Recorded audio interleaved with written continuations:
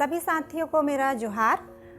साथियों, मेरा नाम रीना रामटेके है और मैं छत्तीसगढ़ के गरियाबंद ज़िला से बिलोंग करती हूँ। मेरा कार्य क्षेत्र अभी गौरेला पेंड्रा मरवाही ज़िला के गौरेला ब्लॉक में है। जब मैं छोटी थी तो हम लोग का सामाजिक बहिष्कार हुआ था। ऐसे समाज का निर्णय था और रातों रात हमारा सामाजिक बहिष्कार हो गया। फिर मैं सिलाई सेंटर ज्वाइन की। वहाँ मेरी जो मुलाकात है एक लड़की से हुई, तो वहाँ पता चला कि उसकी जो भाभी की बहन है वो संस्था में, सामाजिक संस्था में काम करती है। तो शुरू में तो सामाजिक संस्था क्या होता है वो मेरे को मालूम नहीं था, लेकिन मुझे क्योंकि उस माहौल से निकलना था तो मुझे कुछ ना कुछ काम करना था बाहर निकल कर। तो मैं उनसे पूछी कि मुझे काम मिलेगा, आप लोग क्या काम करते हो, कहाँ करते हो। तो उन्होंने मुझे मेरी एजुकेशन पूछा कि आप कहाँ तक पढ़े हो। मैंने कहा मैं 8वीं तक पढ़ी हूँ। उस समय मैं 8वीं पढ़ के छोड़ दी थी।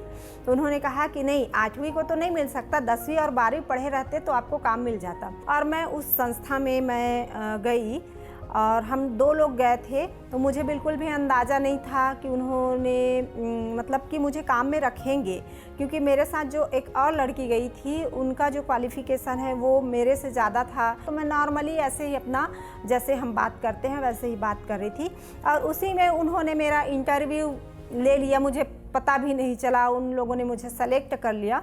हालांकि मेरा जो लिखाई पढ़ाई का स्किल था वो उतना अच्छा नहीं था, फिर भी मुझे सेलेक्ट कर लिया। और मेरा जो फर्स्ट ट्रेनिंग था वो जेंडर इक्वालिटी को लेकर वो ट्रेनिंग हुआ।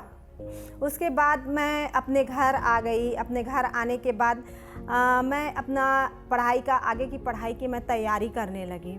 उसके बाद फिर मैं एक और संस्था में, तो 2 अलग अलग संस्था में मैंने और काम किया। तो वहाँ भी मैंने शोषण होते हुए देखा और मैंने ये देखा कि हम खुलकर काम नहीं कर पा रहे थे। दूसरे की संस्था में हम प्रोजेक्ट था और प्रोजेक्ट में हम बंध गए थे एक तरह से। तो फिर हमने वो सारे संस्थाओं को छोड़ दिया, रिजाइन दे दिया हमने। सूचना का अधिकार, इसका हम लोगों ने काफ़ी इस्तेमाल किया और अपने गांव संगठन को थोड़ा मजबूत करने का कोशिश किया, लोगों को जागरूक करने का कोशिश किया। और फिर एक सोच में आया हम सभी साथियों के कि क्यों ना हम एक संस्था बना लें, जिसका नाम हमने नवनिर्माण चेतना मंच रखा। और नवनिर्माण चेतना मंच संस्था निर्माण करने के बाद, पंजीयन करने के बाद हमने गरियाबंद जिला के 5 गांव में काम करना स्टार्ट किया, जिसमें महिलाओं के अधिकार को लेकर हमने काम किया। हमारी जो जर्नी सामाजिक क्षेत्र में, सोशल सेक्टर में जो हमारी जर्नी आगे बढ़ रही है, वही मुझे एक बार 2013 में NFI ने सी सुब्रमण्यम फेलोशिप अवार्ड से नवाजा था और उसके लिए मैं काफ़ी शुक्रगुजार हूँ NFI की। और अभी वर्तमान में हमको NFI के द्वारा अंकुरन प्रोग्राम में हमको सेलेक्ट किया गया है।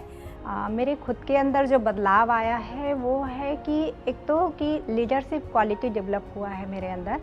मैं खुद अभी एक संस्था को लीड कर रही हूँ, संस्था प्रमुख के तौर पे अभी मैं वहाँ पर हूँ। और पूरे जो टीम है उसको आगे बढ़ाने के लिए भी मैं काम कर रही हूँ। और कैसे हम अपनी टीम के साथ में आगे बढ़े, अपने साथ साथ कैसे हम अपने स्टाफ में, समुदाय में सेकेंड लाइन लीडरशिप कैसे हम खड़ा करें, इसके ऊपर भी थोड़ा मुझे प्रशिक्षण मिला है।